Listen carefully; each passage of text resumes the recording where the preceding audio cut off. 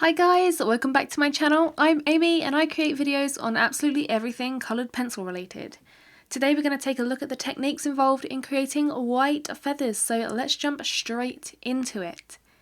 So I decided to draw a very mean looking eagle eye for my tutorial students, as I thought this would be a perfect example of not only creating white bright feathers, but also working and looking at a little bit of a white on white, as I know that this is a scary subject for some people.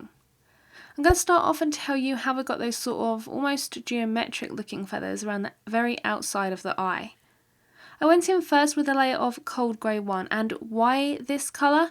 Well, the feathers have this almost blue tone which makes the colour seem cool, so adding a colder base layer down just sort of starts to set the tone of subsequent colours.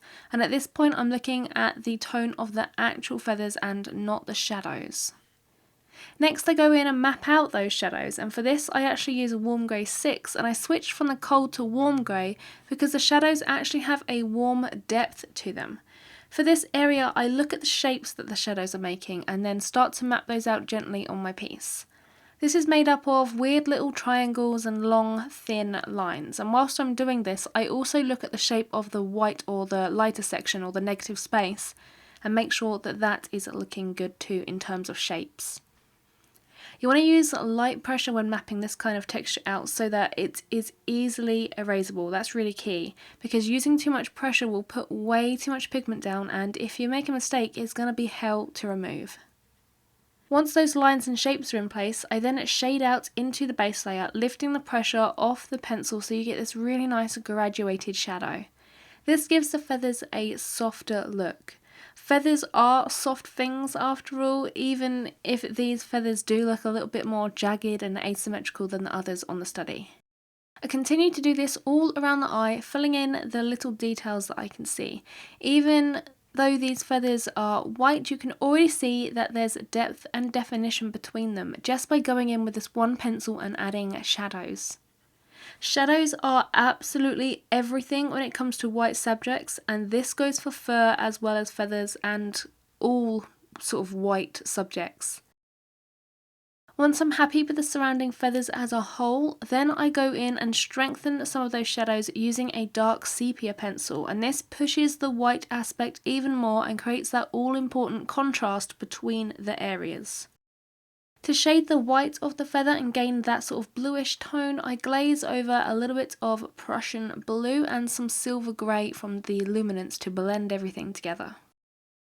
As you can see here, I've used minimal pencils to create the start of the illusion of white feathers, and there's actually some really dark tones in there, not just the white of the paper. It's all about those contrasts, guys, and mapping in your shadow shapes.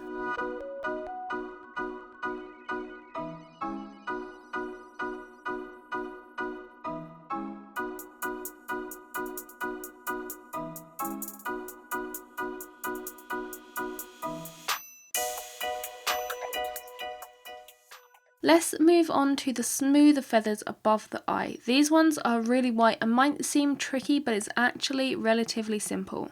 To begin with, I use that cold grey one and add this as a base layer to the whole area, working in the direction of the feathers and keeping the pressure light. I then start to build the shadows in the piece by mapping out dark areas with a silver grey luminance pencil. I'm working lighter to darker on this section purely because the feathers are really light and it's much easier to go darker with lighter pencils than it is the other way around. Once the shadows are mapped out, I move on to the next colour, this time opting for a blue to convey that blue tone. The pencil I used here is light cobalt blue luminance, and I just added this again into the shadows and very gently shaded this out into the surrounding areas to get that nice smooth graduation of colour. I then use a warm grey 6 and I start to add in some of the really dark shadows. This is mainly around the top of the eye and around the edges of the eye that I did previously. I use a light pressure and gently layer up to get the required darkness. With this pencil, I also start to make soft tapered strokes, and I really lift the pencil off the paper as I come towards the end of the line, and this creates a loose sort of down effect.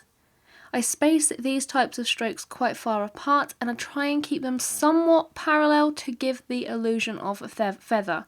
We want to build the illusion of feather and not fur, so space them far apart and keep them quite parallel. I also use this tone some more and some of the blue to add a little bit more shading down here and there to give the white a little bit more of a cool tone and just to help make that white feather pop off the page. Even though the feathers are white, there's a fair amount of shading going down with any other colour but white. And I think this is where a lot of people make mistakes with white textures or often find them hard because many people think of it as white and that no other colour can go down, and this is so not true and the exact opposite of what you need to be doing. White light is made up of a spectrum of colours, and the same can be said for the white textures.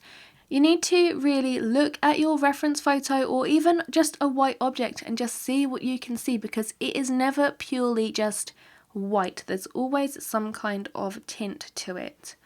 I always use blues and purples in my white textures and sometimes yellow and green too, and adding in these different colours creates a really beautiful white tone if you use them lightly. As I said, creating white feathers is all about the shadows and toning them and developing them appropriately.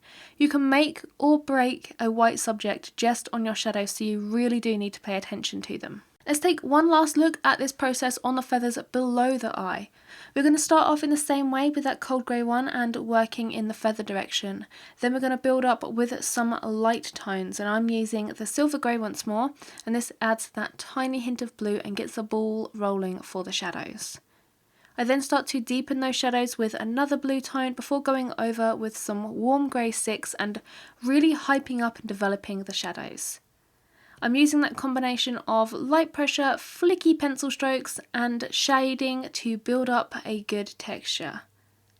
I'm only adding the pencil down into the shadows and then blending them out gradually by lifting the pressure from the pencil into the lighter areas. Once the main bulk of the shadows are added in this way, then I go in and glaze some darker blue tones and increase the pressure on the warm grey 6 to darken up areas a little bit more. Quick tip for you guys, when you work in the way that I do, small sections and join them up, it's important to look back over your work and evaluate the tonal values within the piece and make sure that you've got the contrast right. I like to go in with a dark sepia and white pencil at this point and highlight or darken anything that doesn't look quite right.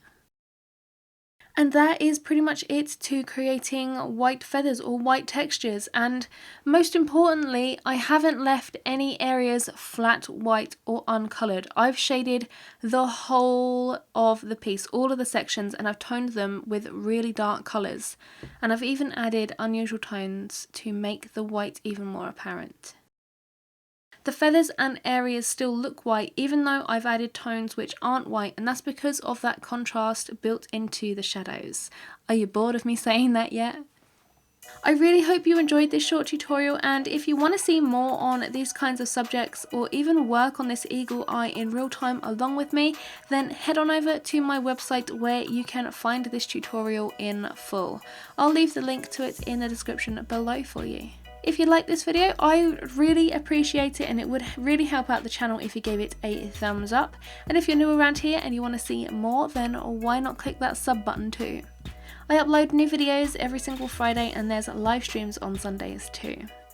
Thanks for watching, and I will catch you guys next week. Bye!